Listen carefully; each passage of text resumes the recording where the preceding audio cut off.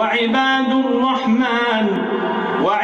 الرحمن الذين يمشون على الأرض هونا وإذا خاطبهم الجاهلون قالوا سلاما والذين يبيتون لربهم سجدا وقياما والذين يقولون ربنا اصرف عنا عذاب جهنم إن عذابها كان غراما إنها ساءت مستقرا ومقاما والذين إذا أنفقوا لم يسرفوا ولم يقتروا وكان بين ذلك قواما والذين لا يدعون مع الله إلها آخر ولا يقتلون النفس التي حرم الله إلا بالحق ولا يزنون ومن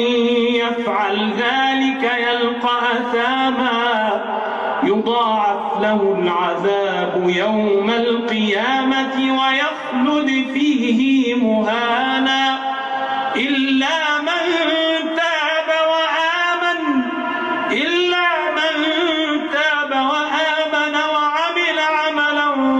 صالحا فأولئك يبدل الله سيئاتهم حسنات وكان الله غفورا رحيما ومن تاب وعمل صالحا فإنه يتوب إلى الله متابا والذين لا يشهدون الزور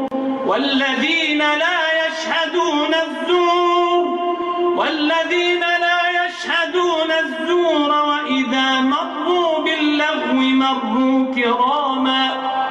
والذين إذا ذكروا بآيات ربهم لم يخروا عليها صما وعميانا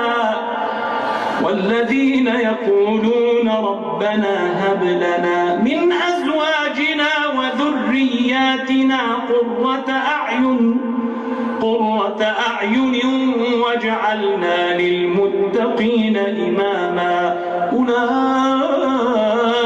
يجزون الغرفة بما صبروا ويلقون فيها تحية وسلاما خالدين فيها حسنت مستقرا ومقاما قل ما يعبأ بكم ربي لولا دعاؤكم